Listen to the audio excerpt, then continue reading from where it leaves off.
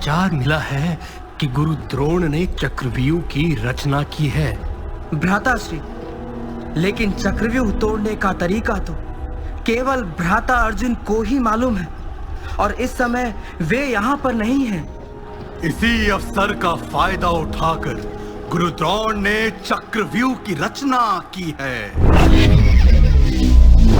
ताजश्री, आप चिंता ना करें, मैं चक्रव्यूह तोड़ूंगा। मुझे युद्ध में जाने की आज्ञा दें। नहीं पुत्र नहीं, तुम अभी बालक हो। तुम नहीं जानते कि चक्रव्यूह तोड़ना कितना कठिन है। चक्रव्यूह में 7 द्वार होते हैं और प्रत्येक द्वार को तोड़ने की एक विशेष कला होती है, जो कला सिर्फ तुम्हारे पिता अर्जुन ही जानते हैं। ताजश्री, आप चिंतित ना हो, मुझे चक्रव्यूह तोड़ने की कला मालूम है।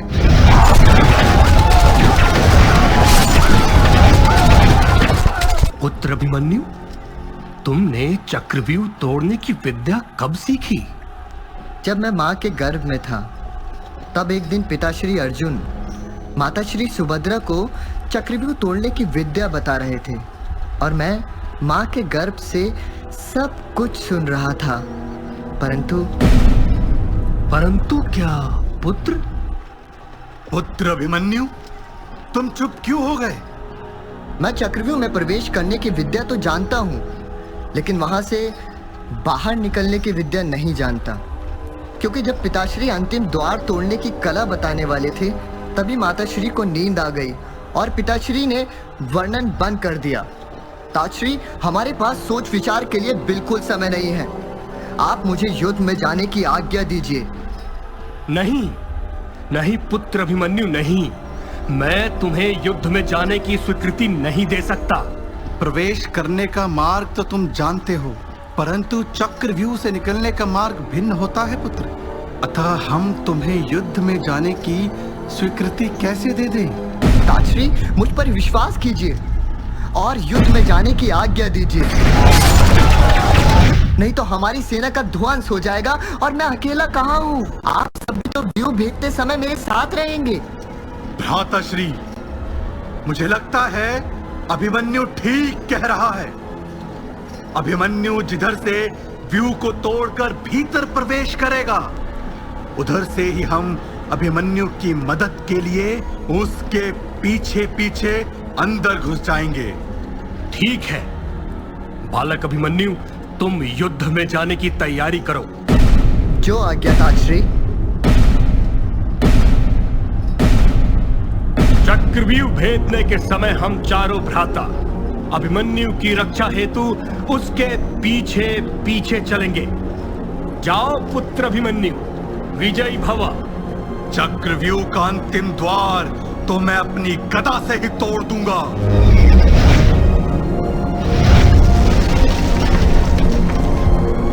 युवराज की जय हो। राजकुमार अभिमन्यु ने प्रथम चक्र में प्रवेश कर लिया है। आने दो उसे। मेरे बच्चे, पांडवों को चक्रव्यूह के बाहर रोकने का समय आ गया है। कोई दिव्यास्त्र का प्रयोग करो। आज तो पांडवों को रोकने का एक ही दिव्यास्त्र है, वो है जयद्रथ।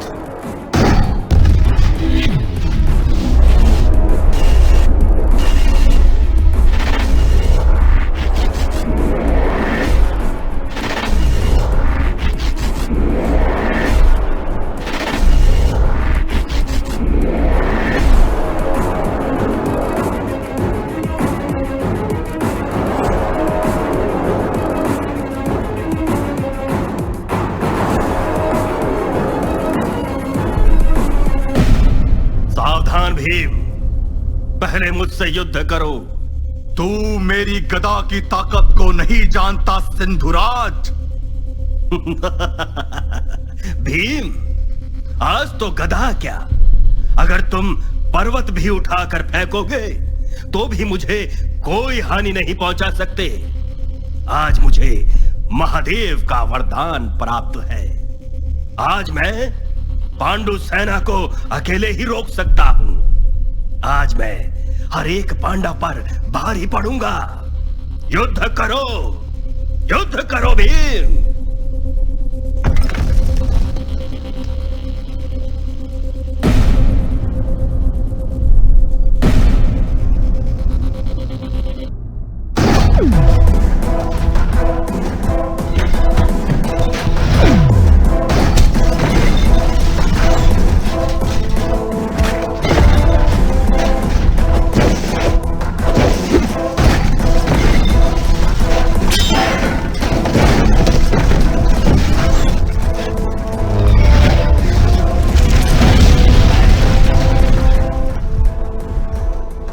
भ्राता भीम, पुत्र अभिमन्यु वीर और साहसी है, लेकिन फिर भी मुझे उसकी चिंता है।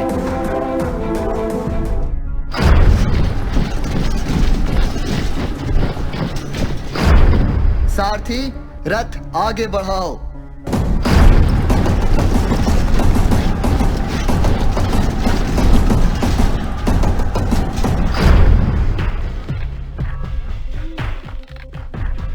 चले आओ बालक, चले आओ। पीठ दिखाकर भागोगे तो तुम्हारे पिता को लज्जा से मुख छिपाना पड़ेगा।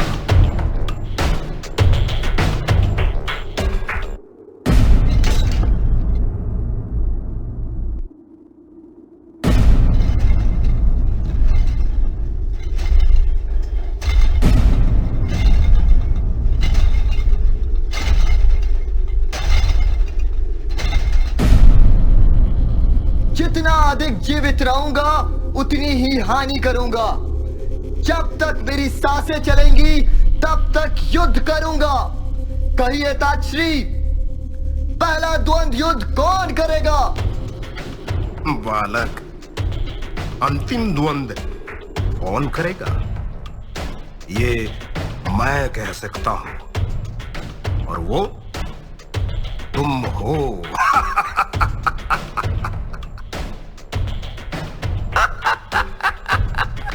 सावधान अभिमन्यु, युद्ध कर बालक। तेरी मृत्यु निश्चित है, क्योंकि तेरे बाहर जाने का द्वार बंद है।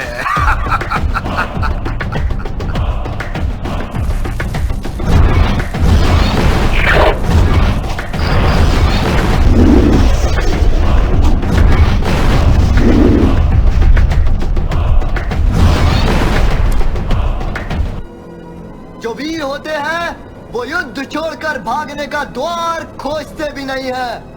ताजश्री, युद्ध कीजिए, युद्ध।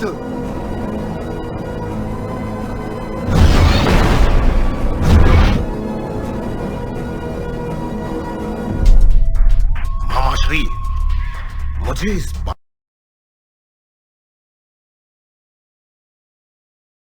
बालक की मृत्यु चाहिए, मृत्यु।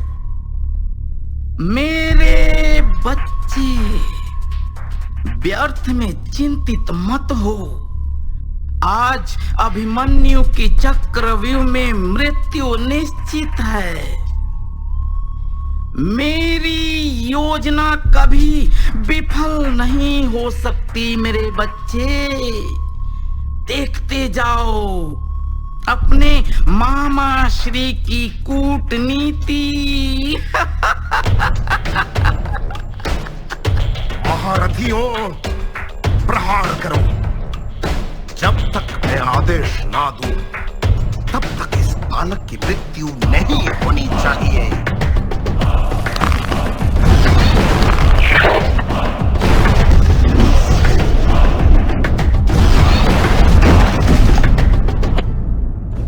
मित्र कर्ण, अपने कर्तव्य का निर्वाह करके अपना धनुष उठाओ। उठाओ अंगराज कर्ण। सावधान बालक अभिमन्यु। सावधान अंगराज कर्ण।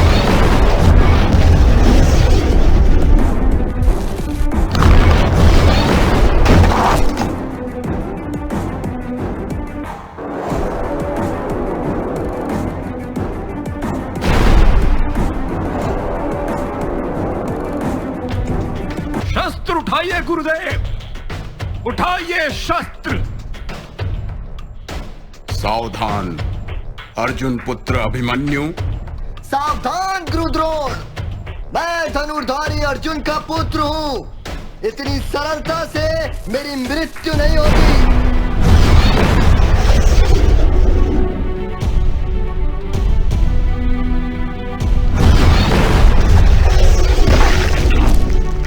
मेरे बच्चे, सब योद्धा मिलकर अभिमन्यु का इसी क्षण वध कर दो, अन्यथा।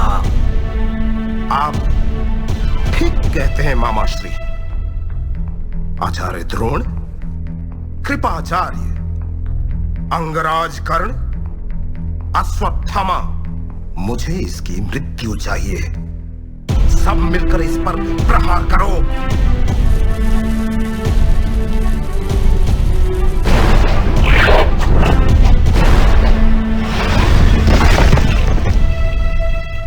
माधव, आपको पीड़ा हो रही है क्या? पार्थ, जब समय कठोर होता है तो पीड़ा तो होती ही है। स्वयं भगवान भी समय के स्वामी नहीं हो सकते। कभी कभी पीड़ा को स्वीकार करना ही कर्तव्य बन जाता है। तुम भी अपने कर्तव्य का निर्वाह करो पार्थ।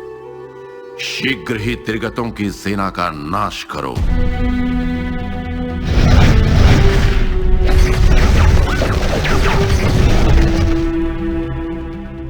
हे भगवान, अभिमन्यु उन महारथियों के बीच अकेला पड़ गया है।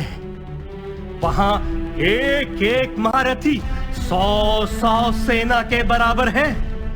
राजनीति में निपुण है।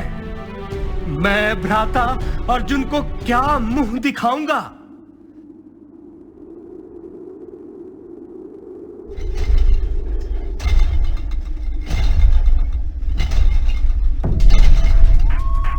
भांजे, ये अच्छा अवसर है। निहत्थे अभिमन्यु पर वार करके इसका वध कर दो। मामाश्री, ऐसा ही होगा। यदि आप लोग कायर नहीं हैं, तो द्वंद्व युद्ध कीजिए। बालक, तेरी मृत्यु तेरे सामने खड़ी है। मैं भी श्री वासुदेव गुरु कृष्ण का शिष्य हूँ। आप ये ना समझिएगा कि मैं डर गया हूँ और आप लोग एक साथ आक्रमण करेंगे तो मैं युद्ध नहीं करूंगा। मैं युद्ध करूंगा। मैं तो ये चाहता था कि आने वाला काल आप जैसे महारथियों की गिनती कायरों में ना करे, क्योंकि आप में से मेरे पिता श्री अर्जुन का कोई गुरु है, कोई गुरु पुत्र है, तो कोई आता है। सब मिलकर इस पर प्रहार करो।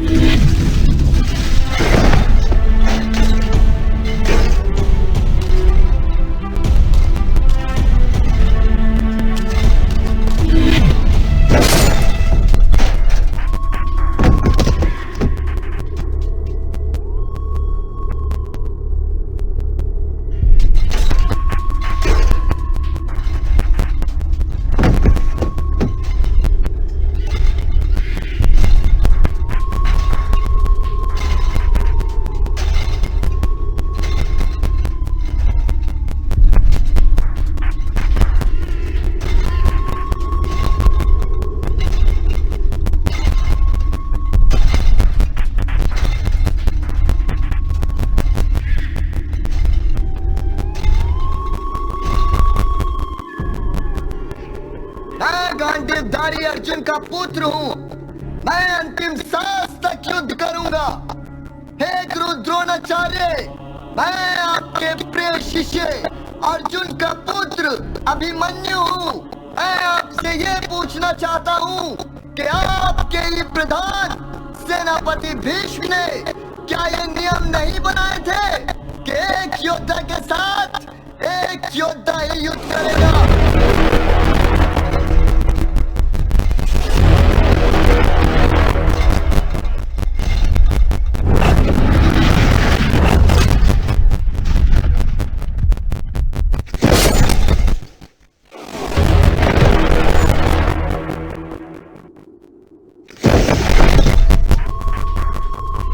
मित्र दुर्योधन, सूर्यास्त भी निकट है। अब इस बालक की मृत्यु कर दो। नहीं मित्र, अभी ये पीड़ा से एक बार भी नहीं सीखा। इसको मृत्यु की भीख मांगनी होगी।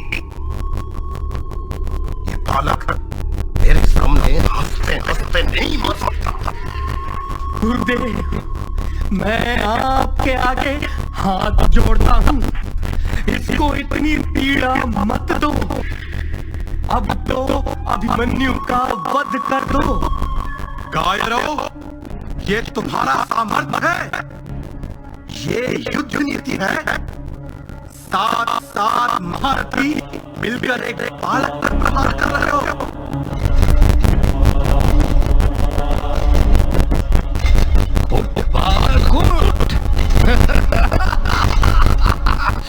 अपनी मृत्यु की भीख मांग। मेरे बच्चे, अब ये क्या उठेगा?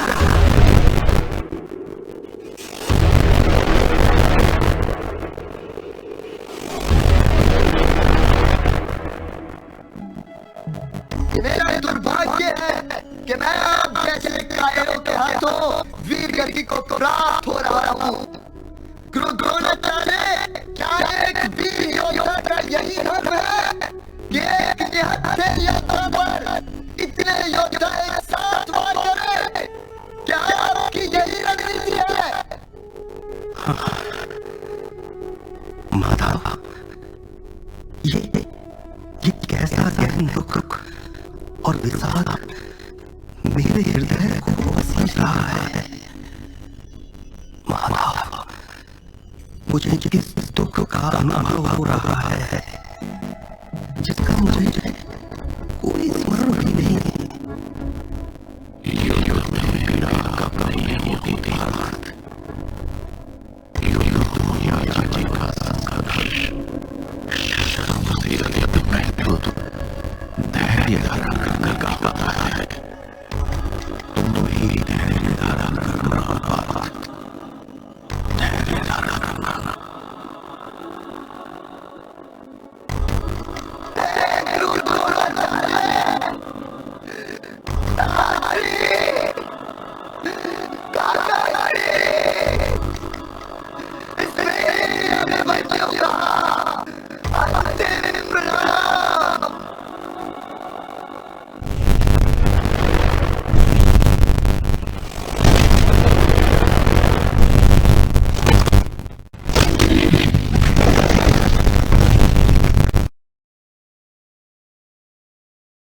पिताश्री, आपको अंतिम प्रणाम करने हेतु मैं आपकी प्रतीक्षा कर रहा था। पुत्र अभिमन्यु, पुत्र अभिमन्यु, मैं तुम्हारी वीरता की कथा सुनने के लिए उत्सुक हूँ। विस्तार को सुनाओ। दादाजी दुर्योधन थे, वहां द्रोण और असोर महारथी कर रहे थे, किंतु मैं पर ये कभी भी नहीं हुआ पिताश्री। आपको गर्व होगा यह सुनकर कि मैंने दादाजी दुर्योधन पर प्रहार किया। द्रोण भी मेरे हाथों से घायल हो गए और मैंने तलवार के एक ही प्रहार से दादाजी दुशासन को भी ढील कर दिया पिताश्री। दादाजी दुर्योधन की आंखों में मृत्यु का भय था पिताश्री। किया, ये शर्त क्यों छोड़ गए? किंतु मैंने सामर्थ्य नहीं छोड़ा। धनुष से पहले जो तीर मैंने चलाया था उससे सभी महारथी घायल हो गए थे। क्या यहाँ रह रहे हो पुत्र? ये महारथियों से तुम अकेले ही रहते रहे? मैंने नहीं होने दिया पिताजी। मैंने के नाम पर लालच नहीं लगने दिया पिताजी। मैं मर कर भी पराजित नहीं हुआ पिताजी। आपको मिलेगा, आपको मिलेगा अंतिम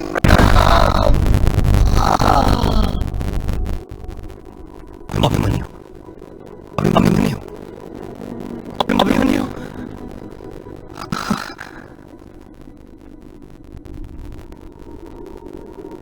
जैसे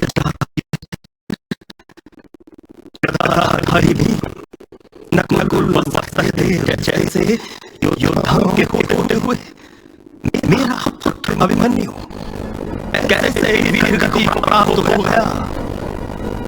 आप लोग उसकी कैसे रक्षा नहीं कर पाए?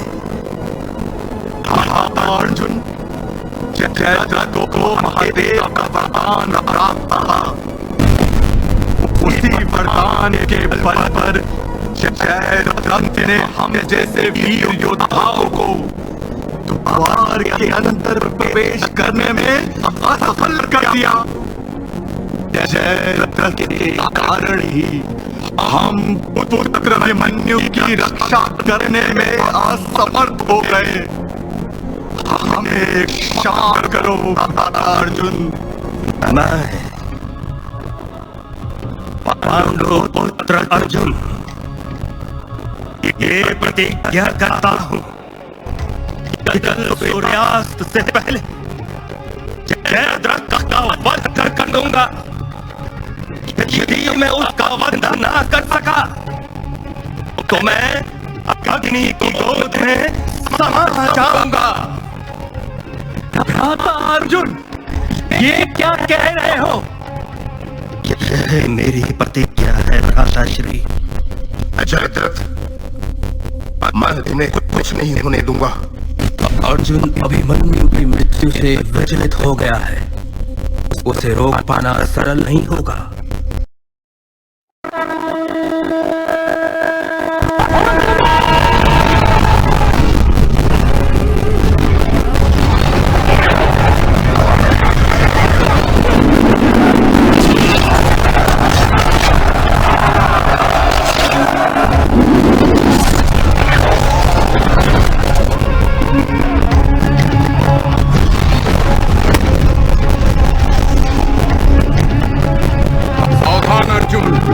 नहीं गुरुदेव, आज मेरे प्रतिशोध के पथ पर जो आएगा मैं उसे भस्म कर दूंगा।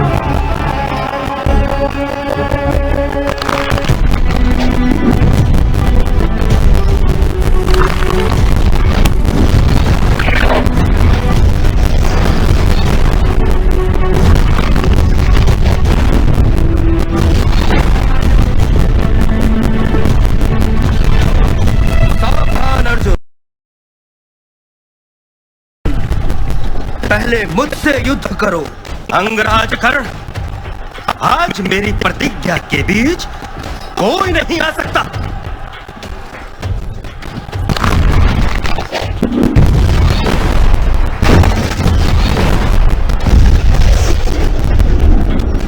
युद्ध करो अर्जुन, युद्ध।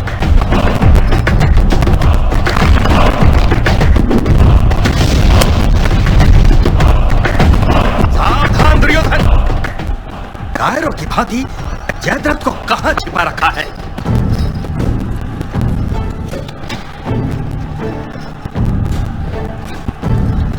सूर्यास्त हो जाएगा। सैनिकों, जैसे ही सूर्यास्त होगा वैसे ही हमें सूचित करना। सूर्यास्त के पश्चात हम रणभूमि की ओर प्रस्थान करेंगे।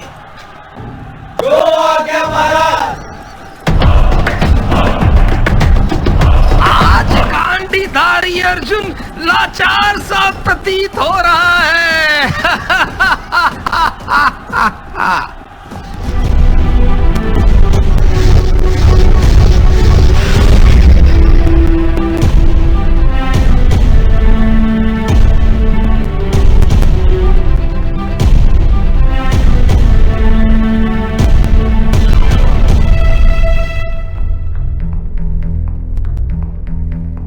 अर्जुन, सूर्यास्त हो गया और तुम पराजित हो गए। अपना प्रण पूरा करो। आज तुम्हारा सारथी वासुदेव भी तुम्हारी रक्षा नहीं कर पाए। अपनी प्रतिज्ञा पूरी करो अर्जुन, पूरी करो। सिंधुराज की जय हो। सूर्यास्त हो गया।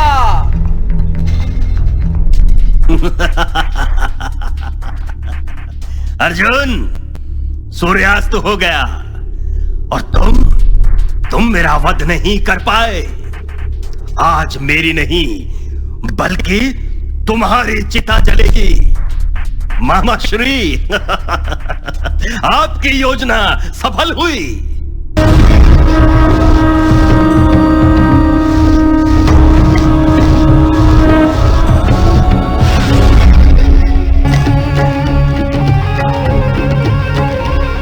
मामाश्री, ये वातावरण कैसे परिवर्तित हो गया? मेरे बच्चे, मुझे कुछ गलत संकेत का आभास हो रहा है। कहीं ये वासुदेव का कोई षड्यंत्र तो नहीं? मैं सूर्यास्त नहीं कर सकता, लेकिन सूर्यास्त का वातावरण तो निर्मित कर सकता हूं दुर्योधन। पार्थ, अपना गांडीव उठाओ और अपना प्रण पूरा करो। जयद्रथ, अब तुम्हें मेरे गांडीव से कोई नहीं बचा सकता। जयद्रथ, तुम्हारे जीवन का अंत मेरे ही हाथों होगा। नहीं, मेरे पिता ने मुझे वरदान दिया है कि तुम्हारे कारण यदि मेरा मस्तक भूमि पर गिरा तो तुम भस्म हो जाओगे अर्जुन। हाँ, तुम भस्म हो जाओगे। चिंता मत करो जयद्रथ, तुम्हारा जीवन तुम्हारे पिता का आशीर्वाद है। तो मृत्यु के समय भी तुम्हें तुम्हारे पिता का आशीर्वाद प्राप्त होना चाहिए। अतः मैं तुम पर पाशुपास्त्र का प्रयोग कर रहा हूं, जिससे तुम्हारा मस्तक सीधे तुम्हारे पिता की गोद में जा गिरेगा।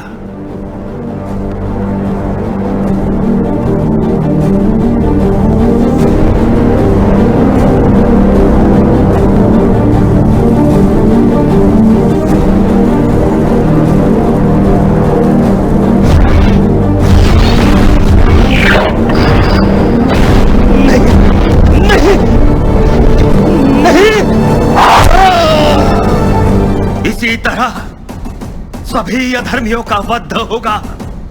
अपने पापों की पीड़ा सभी को यही भोगनी होगी। यही विधि का विधान है।